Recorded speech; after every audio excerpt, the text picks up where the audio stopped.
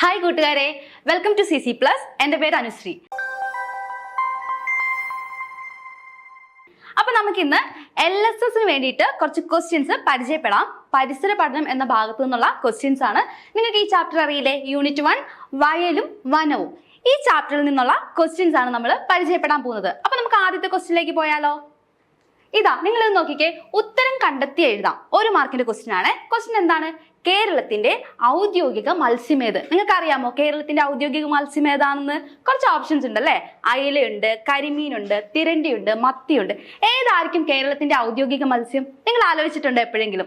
Yes, കേരളത്തിന്റെ ഔദ്യോഗിക മത്സ്യം എന്ന് പറയുന്നത് കരിമീനാണ് കേട്ടോ. അപ്പൊ എന്താണ് കേരളത്തിന്റെ ഔദ്യോഗിക മത്സ്യം? കരിമീൻ. ഓക്കെ, അങ്ങനെയാണെങ്കിൽ നമുക്ക് അടുത്ത ക്വസ്റ്റ്യനിലേക്ക് പോയാലോ? അടുത്ത ക്വസ്റ്റ്യൻ നിങ്ങളൊന്ന് നോക്കിക്കേ. മത്സ്യത്തിന് ജലത്തിൽ സഞ്ചരിക്കുമ്പോൾ ദിശ മാറ്റുന്നതിന് സഹായകരമായ അവയവം ഏത്? ഇതാണ് ക്വസ്റ്റ്യൻ. മത്സ്യം ഇങ്ങനെ സഞ്ചരിക്കുമ്പോൾ മത്സ്യം എങ്ങനെയാണ് ദിശ മാറ്റുന്നത്? ഏത് അവയവം വെച്ചിട്ടാണ് ദിശ മാറ്റുന്നതെന്ന് നമുക്ക് നോക്കിയാലോ? ഇതിന്റെ ഓപ്ഷൻസ് നിങ്ങൾ നോക്കിക്കോളൂ.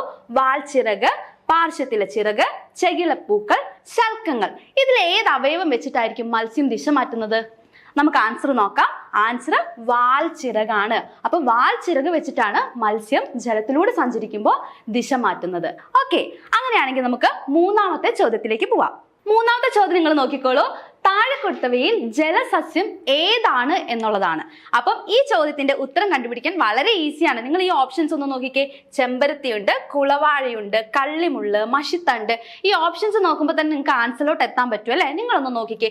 ചെമ്പരത്തി ഒരു ജലസസ്യമാണോ? നിങ്ങൾ എല്ലാവരും ചെമ്പരത്തി കണ്ടിട്ടില്ലേ? ചെമ്പരത്തി ഒരു ജലസസ്യമാണോ? അല്ല അല്ലെ? അപ്പൊ ചെമ്പരത്തിന്റെ ഇവിടെ നമുക്കൊരു ഇൻഡ്യൂ ഇട്ട് നോക്കാം. ചെമ്പരത്തി ഒരു ജലസസ്യമല്ല. കുളവാഴ ഒരു ജലസസ്യം ആയിരിക്കുമോ? ആണോ? നമുക്ക് നോക്കാവേ. സി നോക്കിക്കേ നിങ്ങള്.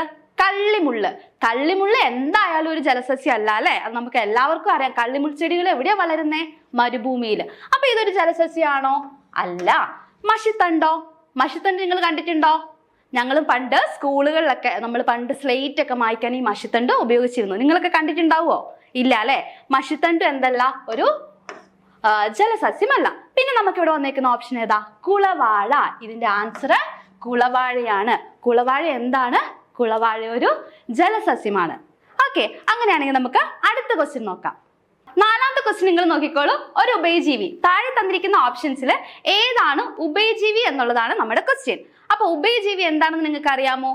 ഉഭയജീവി എന്ന് വെച്ചിട്ടുണ്ടെങ്കിൽ കരയിലും വെള്ളത്തിലും ജീവിക്കാൻ കഴിവുള്ള ജീവികളെയാണ് നമ്മൾ ഉഭയജീവികൾ എന്ന് വിളിക്കുന്നത്. ഇനി നിങ്ങൾ ഓപ്ഷൻ നോക്കിക്കേ. മണ്ണിര, ആമ, മുതല, സാലമാൻഡർ. ഇതിൽ ഏതാണ് ഉഭയജീവി എന്ന് നിങ്ങൾക്ക് അറിയാമോ? ഇതില് സാലമാൻഡർ ആണ് ഉഭയജീവി. അങ്ങനെയാണെങ്കിൽ നമുക്ക് അടുത്ത ക്വസ്റ്റ്യനിലേക്ക് പോവാം. അഞ്ചാമത്തെ ക്വസ്റ്റ്യൻ ഇതാണ്. മത്സ്യത്തിന്റെ ശ്വസനാവയവം ഏത്? ഏതായിരിക്കും മത്സ്യത്തിന്റെ ശ്വസനാവയവം? നിങ്ങൾ നോക്കിക്കേ. ഓപ്ഷൻസ് നോക്കിക്കോളൂ. ത്വക്കുണ്ട്, ശരീരപാർശ്വം, ചെകിളപ്പൂക്കൾ, മൂക്ക്. ഏതായിരിക്കും? അറിയാമോ? ഇതിന്റെ ആൻസർ ചെകിളപ്പൂക്കളാണ്. ചെകിളപ്പൂക്കൾ ഉപയോഗിച്ചിട്ടാണ് മത്സ്യങ്ങൾ എന്ത് ചെയ്യുന്നത്? ശ്വസിക്കുന്നത്. അപ്പൊ മത്സ്യത്തിന്റെ ശ്വസനാവയവം ഏതാ? ചെകിളപ്പൂക്കൾ. ഇനി നമ്മൾ ആറാമത്തെ ക്വസ്റ്റ്യനിലേക്ക് പോവുകയാണ്. ആറാമത്തെ ക്വസ്റ്റ്യൻ വായിച്ചോളൂ. താഴെ കൊടുത്തവയിൽ അജീവീയ ഘടകം ഏത് എന്നതാണ് ക്വസ്റ്റ്യൻ. ഏതായിരിക്കും അജീവീയ ഘടകം? ചെറു സസ്യങ്ങളുണ്ട്, ചെറു ജീവികളുണ്ട്, വെള്ളം, കുറ്റിച്ചെടി. ഈ ഓപ്ഷൻ വായിക്കുമ്പോൾ തന്നെ നമുക്ക് ആൻസറിലോട്ട് എത്താൻ വേണ്ടി പറ്റും. ചെറു സസ്യങ്ങൾ അജീവീയ ഘടകമാണോ? അല്ല അല്ലെ? ചെറു ജീവികളോ? ചെറു ജീവികളും അജീവീയ ഘടകമല്ല. കുറ്റിച്ചെടി ഒരു അജീവീയ ഘടകമാണോ? കുറ്റിച്ചെടിയും ഒരു അജീവീയ ഘടകമല്ല. ഇതിലപ്പം ഏതാണ് അജീവീയ ഘടകം?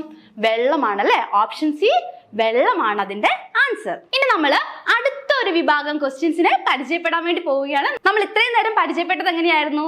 ശരിയായ ഉത്തരം കണ്ടെത്തുക എന്നുള്ളതായിരുന്നു. ഇനി നമ്മൾ എന്ത് ചെയ്യാൻ പോവാണ്? വിട്ട ഭാഗം പൂരിപ്പിക്കാൻ വേണ്ടി പോവുകയാണ്. അപ്പൊ ഈ ക്വസ്റ്റ്യൻ നോക്കിക്കേ.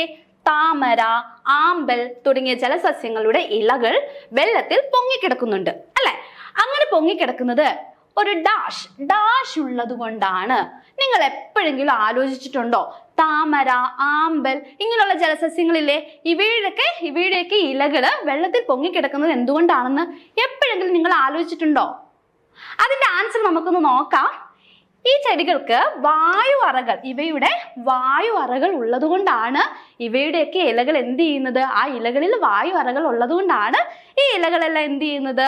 ഈ സസ്യങ്ങളുടെ ഇലകളെല്ലാം വെള്ളത്തിൽ പൊങ്ങിക്കിടക്കുന്നത്. നല്ലൊരു ഇൻഫർമേഷൻ ആണല്ലേ.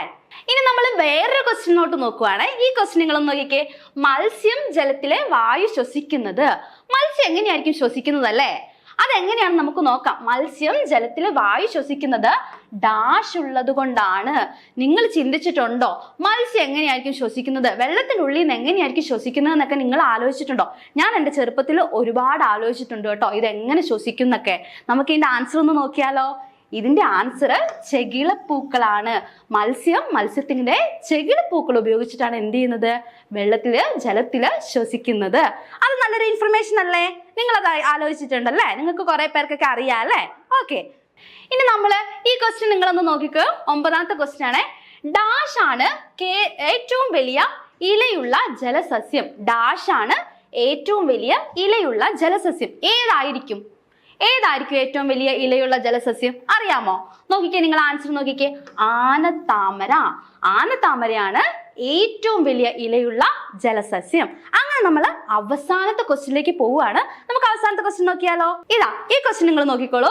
തവള, സാലമാൻഡർ എന്നിവ ഉൾപ്പെടുന്ന ജീവിവർഗമാണ് ഡാഷ്. ഒന്നും കൂടി ക്വസ്റ്റ്യൻ പറയാം.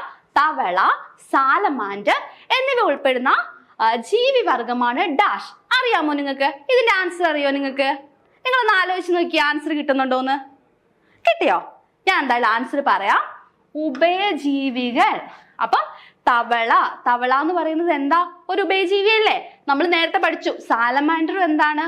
ഒരു ഉഭയജീവിയാണല്ലേ?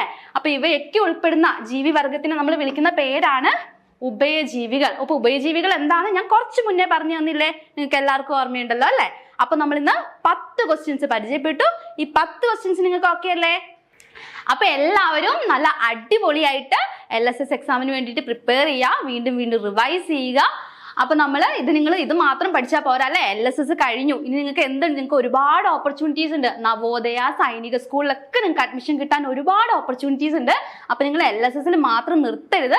നമുക്ക് നവോദയയുടെ എൻട്രൻസ് എക്സാം ഒക്കെ വരുന്നുണ്ടല്ലേ? അപ്പൊ എല്ലാവരും അടിപൊളിയായിട്ട് അതിലും കൂടി ജോയിൻ ചെയ്യാൻ വേണ്ടി ശ്രമിക്കുക. അതായത് എൻട്രൻസ് എക്സാം ഒക്കെ നന്നായിട്ട് എഴുതി നവോദയ സ്കൂളിലൊക്കെ അഡ്മിഷൻ എടുക്കുക. ഒരുപാട് നല്ല ഓപ്പർച്യൂണിറ്റീസ് ഉണ്ട് നിങ്ങൾക്ക്. അപ്പൊ നമ്മൾ നവോദയയുടെ 6ാമത്തെ എൻട്രൻസ് ബാച്ച് ആരംഭിക്കുകയാണ്. അപ്പം നിങ്ങൾക്ക് അഡ്മിഷൻ എടുക്കാൻ വേണ്ടിയിട്ട് താഴെ കാണുന്ന ഈ നമ്പറിൽ കോൺടാക്ട് ചെയ്താൽ മതി. അപ്പൊ എല്ലാവരും സൂപ്പറായിട്ട് പഠിക്കുക. എല്ലാവിധ വിജയാശംസകളും നേരുന്നു. Thank you. അപ്പൊ നമ്മുടെ 6th Navodaya entrance batch start ചെയ്തിട്ടുണ്ട്. അപ്പൊ നിങ്ങൾ എല്ലാവരും പഠിക്കുക. നിങ്ങൾക്ക് ഈ ബാച്ചിലോട്ടേക്ക് അഡ്മിഷൻ എടുക്കാൻ വേണ്ടിയിട്ട് താഴെ കാണുന്ന നമ്പറിൽ കോൺടാക്ട് ചെയ്താൽ മതി. അപ്പൊ എല്ലാവരും അടിപൊളിയായിട്ട് പഠിക്കുക. നിങ്ങൾക്ക് എല്ലാവിധ വിജയാശംസകളും നേരുന്നു. അപ്പം അടുത്ത വീഡിയോ ആയിട്ട് വീണ്ടും കാണാം. താങ്ക്